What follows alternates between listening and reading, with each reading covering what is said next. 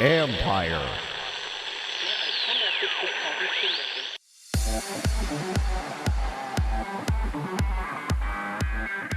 Super Sunday is behind us, and it's time to ball. And at the end of the day, we know where every player and ball is within 2 to 4 centimeters. And there's AI that's being utilized within the cameras and stuff to be able to help truly automate this. That's Davyeon Ross, co-founder and president of ShotTracker, where the game is next level. This is the Future Sport Podcast. I'm Bram Weinstein.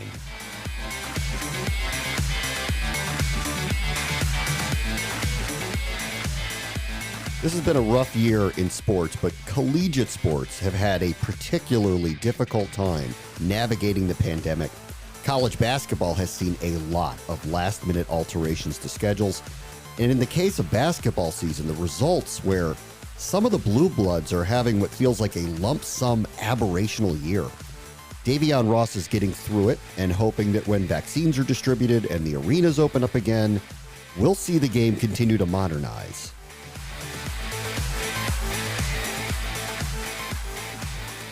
Our guest this week is the co-founder and president of ShotTracker, Davyeon Ross. It's a company that provides real-time basketball stats and insights for teams and broadcasters by using sensors placed on players, around arenas, in the ball, to track movement in real time. Hey, Davyeon, how are you? I'm doing great. Thank you for having me. It's really a privilege to be on here. Boy, oh boy, this must have been some kind of year for your company. How did ShotTracker deal with a pandemic when there were no games to track for a while there?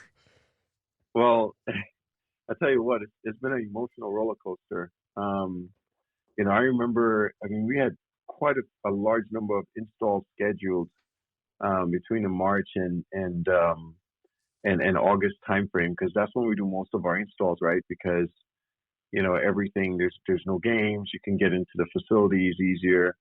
And I remember being in March, last year, the Mountain West tournament was, a week earlier than all the other tournaments. So I remember coming back from Vegas, from the Las Vegas tournament, and I was on my way to New York for the Big East tournament.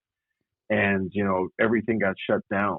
And, look, that was really impactful for us. I mean, it was really, really tough for us as a small company because, you had, 40 plus install scheduled with some real legit revenue opportunity, and that was shut down. And it wasn't that people didn't want to have the system installed. It was like, we didn't know what's going on, and schools were shut down, and you couldn't even get into schools. I mean, there's schools who still have some very strict restrictions because they're not allowing people on campus, or they're not allowing anybody external because games are being canceled. So 2020 was definitely a challenging year, especially in the sports world. I think many companies experienced it, many people experienced it, but we're just very grateful and thankful and feel blessed to be able to be here and to be able to carry on our mission. So how about now, where they are playing in most places, but there still is no crowd? I can't imagine that hasn't affected bottom lines for athletic departments and schools and conferences. How are you guys navigating? They're playing, but we're in a very different environment right now. Yeah, look, there's multiple facets of that question, right? So from our perspective, there's one side of it where, we have to be nimble, we have to be flexible. So for instance, there was a game that was supposed to play tonight. We got a message yesterday saying it's being moved to Thursday because, one of the teams had, a few COVID positives. So therefore they don't have enough people, and, they need to expand to Thursday night to allow them to figure that out and to travel and that type of stuff. So we just have to be flexible. We're capturing games. It's a challenging environment, I know, for our broadcast partners, because if you're doing a game tonight and it's going to be on one of the big broadcast networks, they already sent people in yesterday to set up and make sure everything is good to go, and now the game is pushed to Thursday. We just have to be really flexible. We're working hard. Facilities are starting to let us back in, but of course with new requirements, sometimes like we have to have a test. Our installers have to have a test within 24 to 36 hours of them landing, at the facility. So it takes 24 to 36 hours to get one of those tests. So you're trying to figure out, oh wow, now this guy's positive, so he can't Yeah. go. Who's the other resource? Well, you didn't get a test for the other resource. It's definitely a lot of turmoil, a lot of challenging. But with that, adversity brings opportunity. We're actually testing some stuff right now at KU this week, for that game, where we're testing how do we put cameras up and use our data to control the cameras without any humans controlling the cameras.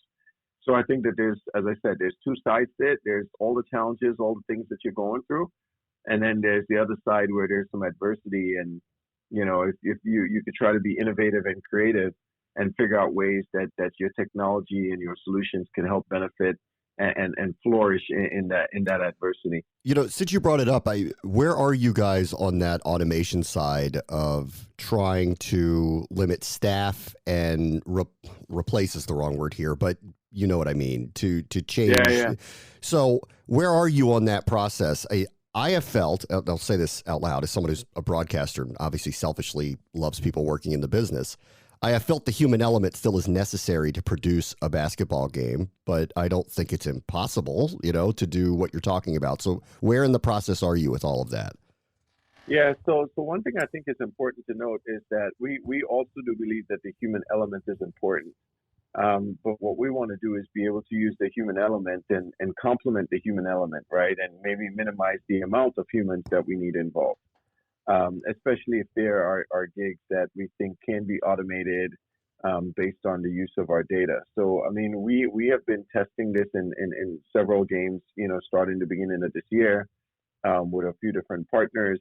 And we have some even more tests going on this week. And it's looking really good. It's very positive. I think the whole purpose of like a REMI implementation, which is a remote operation implementation, is to really just streamline the process, make it more efficient. If you can actually use our data to control cameras and to zoom, and at the end of the day, it should be transparent to the end users. Like they shouldn't know whether it was a human actually controlling that camera or it was actually data controlling that camera. Yeah. We do see like you're never going to replace producers. At the end of the day, we're just trying to make everybody more efficient. And with Remy be able to do it from wherever they are. So you could be actually doing a game at KU and you're sitting in Alaska. And with the speed of the data, with the connectivity that we're seeing for 5G and some of those other solutions, the ability to transfer the video, some of those things are starting to be a real opportunity and come to fruition. So we're in the midst of it right now. We have we're just one piece of the puzzle in that we provide the data to be able to know exactly. I mean, at the end of the day, we know where every player and ball is within 2 to 4 centimeters. And there's AI that's being utilized within the cameras and stuff to be able to help truly automate this. Yeah, I mean, the enhancement of all the statistical enhancements for the broadcast obviously are there, obviously for the coaches and the teams as well. I guess what we're talking about here is, can you actually teach AI emotion and momentum and know when to show a story? And I guess that's the part that I don't know we'll ever get to, that needs to have the human touch, right? If you're telling the story of a basketball game. Yeah, I mean, look, storytelling is one of probably the most powerful things, of our solution, right? Being able to provide.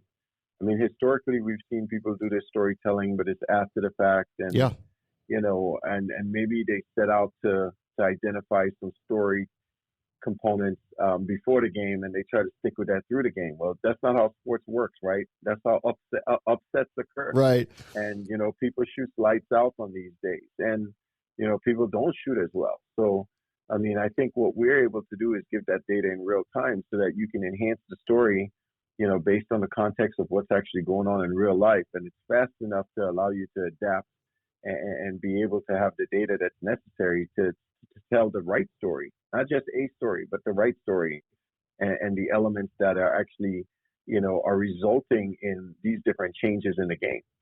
So that's kind of a big piece of our puzzle, right? And we're just continuing to figure out ways that we could provide this to broadcasters and partners and media to help them tell better, more accurate story, more relevant story, more contextual stories in an extremely fast manner. I don't know whether you actually analyze the data that comes in at all, but I am curious from your perspective of, I remember seeing shooting percentages in the NBA bubble, and they were up across the board on just about everybody. And I know you're specializing in NCAA games, and they're all playing in these environments, mainly without fans, these sterile environments. Have you seen a shift in the data without crowds being around? That's a fair question. I have not looked at it from that perspective to see the impact of the crowd. I mean, I think that there's some teams that are up, some teams that are down.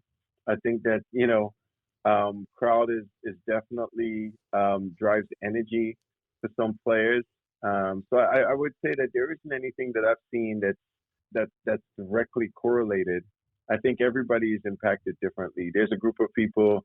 I mean, it's one of the reasons why people like to practice in the arena, right? Because shooting in the arena, in that big arena, is very different from shooting in just your practice. And to your point, when you add the crowd in there, the crowd kind of fills it up. When it's empty, it's a whole different dynamic. But I haven't really studied the true impact, because we've seen teams, all across the board. Support for this podcast comes from Goldman Sachs. What do Goldman Sachs experts and leading thinkers have to say about trends shaping markets, industries, and the global economy? Stay informed with the latest insights from Goldman Sachs on the economic and market implications of COVID-19. Available on our podcasts at gs.com/COVID-19 or any of your favorite podcast platforms. Okay, so let's talk about ShotTracker and where you were and where you are. You just received another round of funding. Part of it was through Verizon, which I assume is a direct link to your broadcast partners as you move forward. Tell me where you were at the start of it and where you think ShotTracker is going. Yeah, so 2020 was actually shaping up to be a really, really good year for us. Before COVID. I mean, in January, the end of January, we had just signed a pretty significant deal with Learfield. For those that don't know, Learfield is the multimedia rights holder for, probably 85-90% of Division I college sports. They control the rights on campus, social channels, official athletic websites. So we had just signed a deal with them, and we had just got off, like, their February kicked off together, where we were, had planned on proliferating this across some of the biggest conferences, and boom, it's right smack in the face, COVID hit. So what we're trying to do, this funding allows us to pick up where we left off, maybe even accelerate some of the things that we're doing by bringing on some additional resources, some additional partners.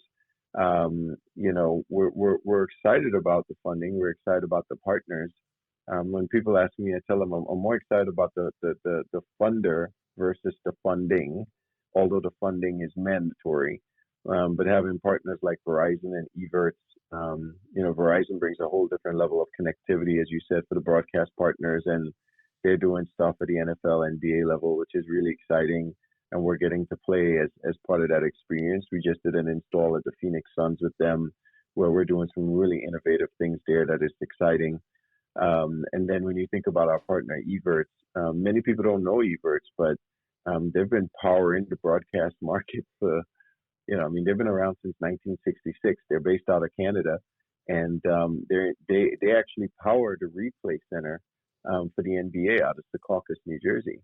And they're in pretty much every, NBA, NFL, NHL facility, powering their replay systems with their Dreamcatcher product. So from our perspective, we're really excited about the funders and the funding, and we think they're really strategic for us, and it's going to help us to accelerate our proliferation across the power conferences.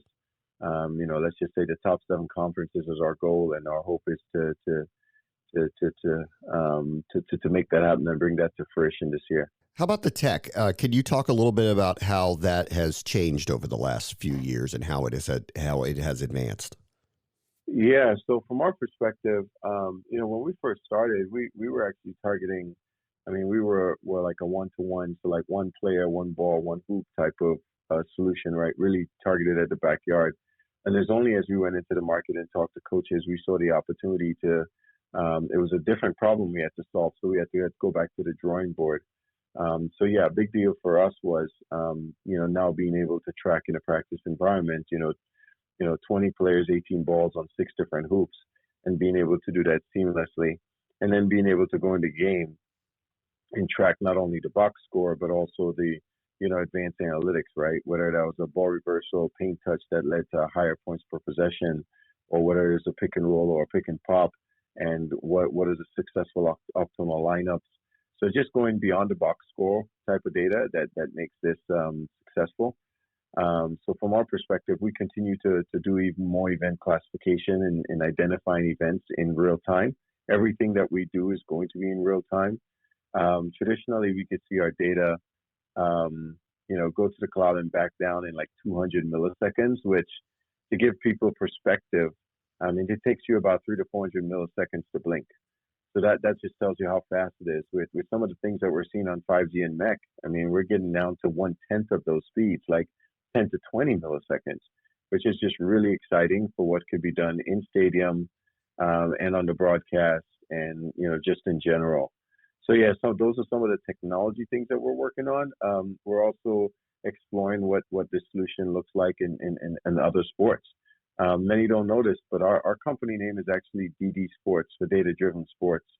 And, ShotTracker is a basketball vertical. So we have aspirations, over the next year, 12 months to migrating to some other sports, probably starting with football. Oh, that is a coordinated effort there. Like when you're talking about 10 guys on the court versus 22, that's something. Yeah. That is something. Yeah, look, we've seen them do it at the NFL level. Yeah. There's things that we can do differently there, but we think that it's a really, really exciting opportunity for us. When in basketball, in a smaller space, we're able to track 20 guys shooting. If 20 guys shot at the same time, we'd be able to tell you who made it and who missed it. Yeah. And then they could grab each other's rebound and shoot it again, and we can tell you dynamically, who's got the different balls. So, it's really up our wheelhouse, and we feel really excited about that opportunity. Yeah, listen, if you can put context into plays that are successful or non-successful that are outside of the person who threw the ball to the guy who caught the ball, that is going to be something for broadcasters that'll be really, really revolutionary, honestly. Yeah, we're doing some of that today. So, it's something that's already happening. It's a process, right? You gotta get it done and implement it, and get it tested, and get it integrated, and make the feeds available to the broadcast. And the other thing that we're having to do is we're also having to work with the broadcasters, right? Because this is new data that they have to consume. They have to get new tools. Most of the times they're familiar with like 2-dimensional data. When you start adding 3D data into the mix, it adds a different level of complexity. So, look, it's a changing of the guard. I think it's a great opportunity for all of us, and we're really excited about the opportunity to make it happen. As someone who's worked my entire life in broadcasting and done a bazillion live events, the hardest part is, and I think this, is translating this information in real time and making decisions about what's relevant and what isn't. So as you work with broadcasters, how do you go through the process of, here's the best way to utilize the information we're about to give you? It's a fair question. One of the things that we had to do was we really had to work on teeing up the data. First, deal with the technical challenge of, okay, I haven't been able to consume XYZ data historically, and what do I do with that, right? So there's some education going on there. One of the things that we try to do is we try to showcase it versus tell it. And what I mean by that, we've been partnered with the NCAA and the Hall of Fame Classic and the NABC for going on 3 years now. And pretty much what we do is we utilize that location as a showcase. So in those types of situations, we work with the team to actually deploy. We have our people integrated into the mix. And literally what we're trying to do is really showcase what can be done. If you get bored, you can go to shottracker.com/broadcast, where we start laying out all the ways it could be integrated, all the ways it could be used from a contextual perspective. So, there's just some education that goes there. And, it's a matter of finding the individuals that are that want to push the envelope, want to give a better experience. I mean, that's not everybody, right? So, and the hope is that you get enough repetition there that it becomes a norm, and it's something that people have grown accustomed to see, and people demand it, and then advertisers want to be around it. So, it's definitely been a work in progress, but it's exciting to somewhat, bring it all to fruition. Are you working at all with either fantasy gaming or gambling corporations at this point to try to integrate the information into whatever form it may be, most likely broadcasts, but whatever form it may be? Yeah, so we are not at the moment. Right now, we're really focused on the media and the broadcast, just because of college sports, and I mean, there's a lot of stuff that needs to occur in college sports as it relates to how that impacts with players and stuff. Yeah. And, with us having like official relationships with conferences and teams and players, that's something that we, we're going to work closely with them to see how they handle that. And then we'll be able to make decisions. So for right now, our focus is really just enhancing the experience of fans, official athletic websites, social, broadcast, media properties, to really provide content versus, any type of analysis on our data for sports betting. It's really cool. Davyeon Ross is the president and co-founder of ShotTracker. Thanks so much for coming on, Davyeon. The pleasure was mine, man. I enjoyed it. Big fan, and I appreciate you giving us the opportunity to share our story. On the next Future Sport podcast, want to race? When I started to talk to initially, like I said, I thought this was just racing. And I started to talk to drivers and understand, well, why aren't you, learning from someone like me or my peers? And it really came down to, well, you can't afford it. And I don't even know how to get in contact with you. That's Dion von Moltke, founder of Blaze, which is building a platform to make race car driving more accessible. That will do it for this episode. As always, the future is now. This is the Future Sport Podcast. I'm Bram Weinstein. The Future Sport Podcast is brought to you by 3 Advance, developers of sports tech apps that are AI-powered and UX-focused. So if you're looking to create some apps for your startup or your sports biz calls for some artificial or business intelligence, you should check out 3 Advance. They're incredible. Go to 3advance.com. That's the number 3advance.com.